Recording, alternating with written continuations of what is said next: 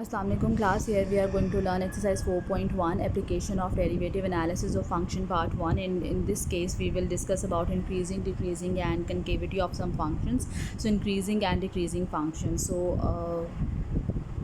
So here you can see graphically that if we are moving from left to right on x-axis, and the graph is moving in upward direction, it will be increasing, and for downward direction it will be decreasing, and for straight line obviously it will be a constant function. So now we will check that how we can examine it about the increasing and decreasing of some function mathematically.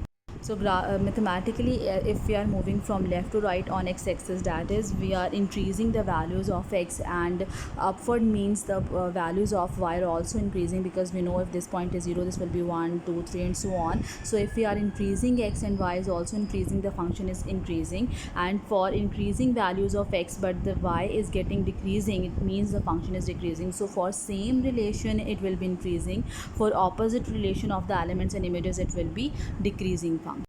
So if a function is defined on an interval and x1 and x2 denote any 2 points of the interval, then f will be increasing if f of x1 is less than f of x2 whenever x1 is less than x2. That is, we are having the same relation between the elements and images, the function is increasing, and for opposite relation the function is decreasing. And if f is a constant, if it is having same values for all the points of the interval.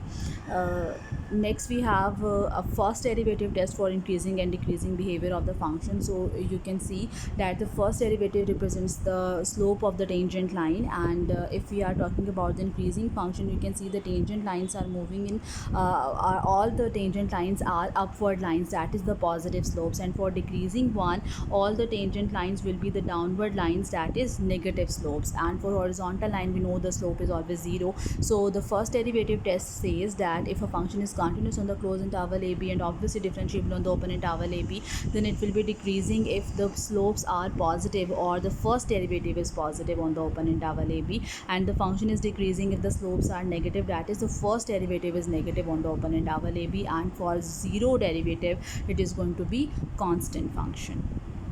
So here is an example, x square minus 4x plus 3, and its first derivative is 2 into x minus 2, and obviously by sign chart it will be positive on the right hand side of 2 and negative on the left hand side of 2.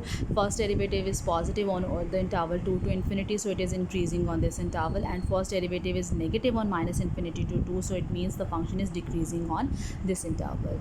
Next we have concavity. So if the graph is representing a behavior such that it can hold water, that is it is behaving like a cup, it means it is showing concave up behavior. And if the graph is behaving like a slide, that is it is going to slip the water or spill the water, then it means it is representing concave down behavior. So here we have concave up, and this is representing the concave down behavior.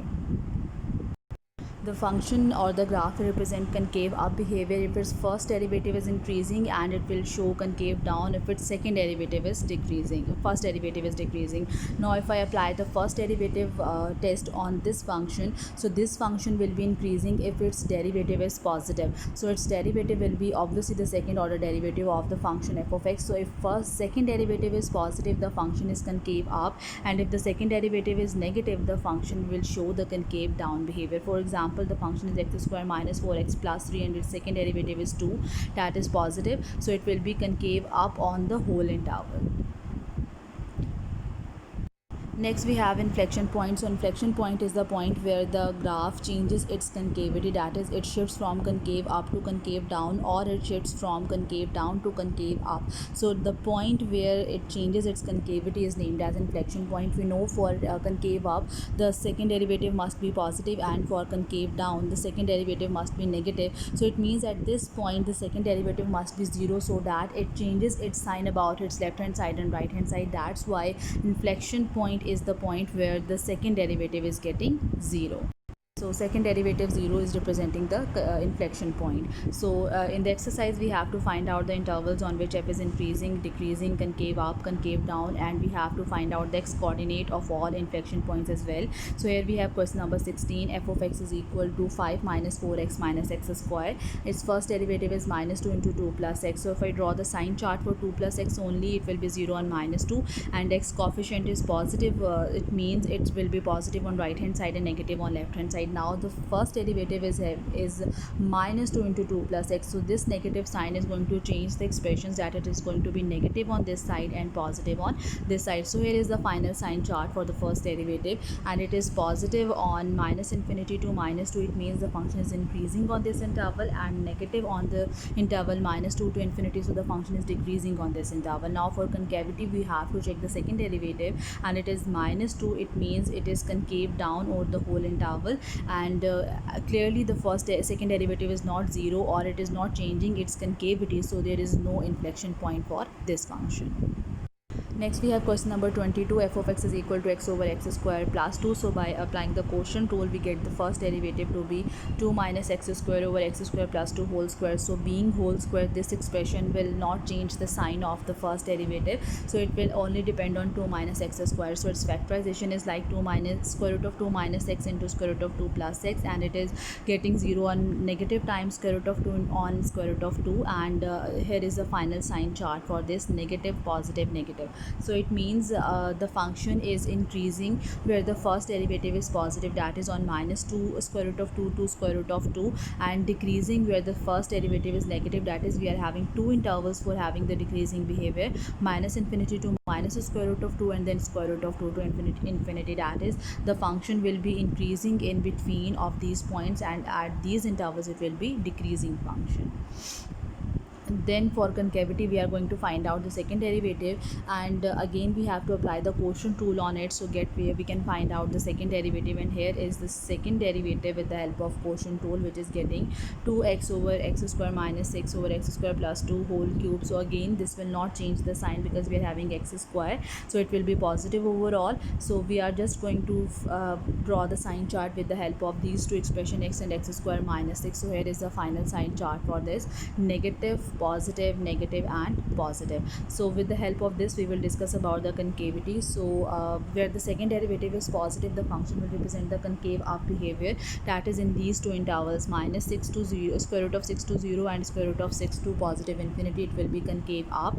And for the intervals minus infinity to minus square root of 6 and 0 to square root of 6, it will be concave down. And you can see that it is changing its concavity at 3 points, at square root of minus times of square root of 6, 0, and square root of 6. So these are three inflection points for the given function. Next we have question number 30. F of x is equal to x cube into ln of x. So its first derivative is find out with the help of product rule. So here is the first derivative. So it will be 0 on e raised to the power minus 1 by 3. Now we know that the range of ln of x is minus infinity to infinity. So x, if we get x is equal to e raised to the power minus 1 by 3, so clearly it will be positive on this side, e raised to the power minus 1 by 3 to infinity. It means if the function is positive, so it means it will be increasing in this interval, and it will be decreasing in the other interval. And the other interval is from 0 to e raised to the power minus 1 by 3, because its domain is 0 to infinity. So we are not talking about the negative elements, because this is not a part of the function, because the function is involving ln of x, and the domain of ln of x is 0 to infinity. That's why the overall interval is from 0 to infinity, and we are breaking this interval into two parts: 0 to e power minus 1 by 3, in which the function is decreasing, and e power minus 1 by 3 to infinity, in which the function is increasing. Next we have to find out the second derivative, and for which we have to apply the product rule, and here is the second derivative. So obviously this will be 0 on e raised to the power minus 5 by 6, and it will be positive for the right hand side, that is e raised to the power minus 5 by 6 to infinity, concave up, and it will be negative on the left hand side of this point, that is from 0 to e power minus 5 by 6, concave down, and it is changing its sign at only one point. So it is in having one inflection point with coordinate x is equal to e raised to the power minus 5 by 6.